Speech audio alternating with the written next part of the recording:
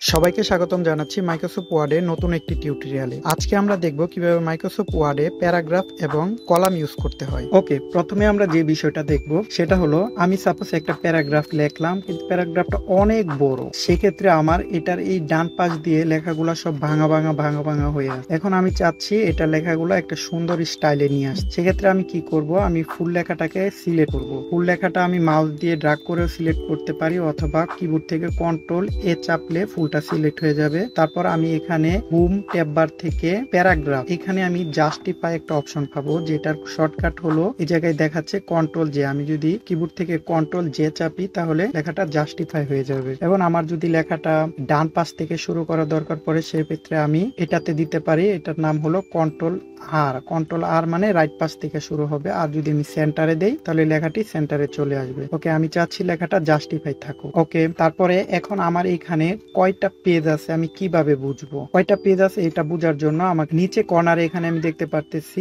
Page 1 of 8। তার মানে এখানে আমি এখন আছি কারেন্ট পেজ 1 এবং পেজ আছে টোটাল 8। আমি যদি দ্বিতীয় পেজে যাই তাহলে এখানে চলে আসলো 2 of 8, মানে আমি কারেন্ট পেজ এখন 2। তাহলে এভাবে আমরা কয়টা পেজ আছে সেটা দেখতে পারি। আমি যদি এখানে ক্লিক করি তাহলে এখানেও আমাকে দেখাবে যে টোটাল কতগুলা পেজ আছে। আমি কোন পেজে যেতে চাচ্ছি এখান থেকে আমি খুব সহজে সিলেক্ট করে দিতে পারবো। তাছাড়া আমি যদি এখন আমি আসছি লাস্ট পেজে, মানে 8 নাম্বার পেজ। 8 নাম্বার পেজ কিভাবে বুঝবো, এখানে কর্নারে আমার দেখাচ্ছে যে এটা হলো 8 নাম্বার পেজ। আমি এখন উপরে যাব, একবারে টপ কর্নার পেজে যাব। তাহলে সেক্ষেত্রে আমাকে কি করতে হবে, মাউস দিয়ে ড্র্যাগ করে করে যেতে পারবো। কিবোর্ডে এর জন্য শর্টকাট কি আছে, আমি ওই শর্টকাট কিটা যদি ইউজ করি, আমাকে ইউজ করতে হবে কন্ট্রোল, কিবোর্ড থেকে হোম টেপতে হবে। তাহলে আমার প্রথম পেজে চলে আসলো। আমি যদি আবার লাস্টের পেজে যেতে চাই, সেক্ষেত্রে আমাকে আবার কন্ট্রোল ইন্ট চাপতে হবে। তাহলে আমার লাস্ট পেজে চলে গেল। তাহলে আমি কন্ট্রোল হোম চেপে ফার্স্ট পেজে চলে আসলাম। ওকে, এখন আমি চাচ্ছি যে এত বড় লেখার মাঝে আমি গ্যাপ দিব।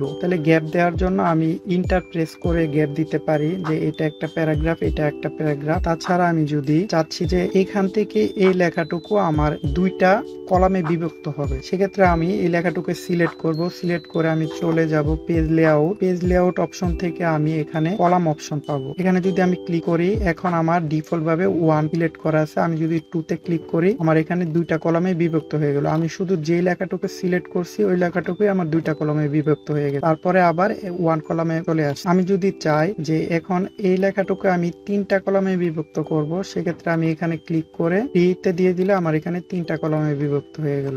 সচরাচর আমরা 2টা কলম আর 3টা কলামই রাখি, তার বেশি করি না। তারপরে আমি যদি চাই যে বাম পাশে ছোট একটা কলাম থাকবে, ডান পাশে বড় একটা কলাম থাকবে, তাহলে আমরা এটা সিলেক্ট করতে পারি। অথবা আমরা যদি চাই যে বাম পাশে বড় থাকবে, ডান পাশে ছোট থাকবে, আমরা এভাবে দিতে পারি। ওকে, তারপরে আমি যদি চাই মোর কলমে ক্লিক করে এখান থেকে আমি নাম্বার অফ কলাম সিলেক্ট করে দিতে। আমি যদি চাই এখানে 6টা কলাম দিতে, তাহলে আমি 6টা কলামও দিতে পারবো। ওকেতে ক্লিক করলে এখানে আমার 6টা কলামে বিভক্ত হয়ে গেল। ওকে, এখন আমি যদি চাই যে এই টোটাল 8টা পেজে আমি 2টা কলামে বিভক্ত করব, সেক্ষেত্রে আমি এখানে ক্লিক করে মোর কলামে চলে যাব। এখানে নাম্বার অফ কলাম থেকে আমি 2তে ক্লিক করে এই যে অ্যাপ্লাই টু, এই জায়গা থেকে আমি হোল ডকুমেন্ট সিলেক্ট করে দিব। তারপরে যখন আমি ওকেতে ক্লিক করব, আমার সম্পূর্ণ প্যারাগ্রাফটা 2টা কলামে বিভক্ত হয়ে গেল। এখন আমি যদি চাই এই যে কলামের মাঝে একটা লাইন দিব, সেক্ষেত্রে আমি লাইন বিটুইনে ক্লিক করে যখন ওকেতে ক্লিক করব, আমার কলামের মাঝে একটা লাইন তৈরি হয়ে গেল। এখন আমি আরেকটা মজার ট্রিক দেখাচ্ছি, সেটা হলো এখানে আমার কতগুলো ওয়ার্ড আছে ওইটা আমি দেখতে চাচ্ছি। সেক্ষেত্রে আমার এখানে এই যে নিচে নাম্বার অফ পেজের ডান পাশে এখানে লেখা উঠছে 3920টি ওয়ার্ড। আমি যদি এটাতে ক্লিক করি তাহলে এখানে আরো দেখাচ্ছে টোটাল পেজ আছে 8টি, ওয়ার্ডস 3920, ক্যারেক্টার্স নো স্পেস ছাড়া আছে 24624টি, এবং ক্যারেক্টার্স উইথ স্পেস 28510, প্যারাগ্রাফ আছে টোটাল 34টি এবং লাইন আছে 672। এখান থেকে আমরা খুব সহজেই এই প্যারাগ্রাফ সম্পর্কে বিস্তারিত জেনে নিতে পারলাম। আজকের ভিডিওটি এ পর্যন্তই থাকবে। যদি ভিডিওটি ভালো লাগে থাকে তাহলে অবশ্যই লাইক, কমেন্ট, শেয়ার করবেন। পাশে থাকার জন্য ধন্যবাদ। আল্লাহ হাফেজ।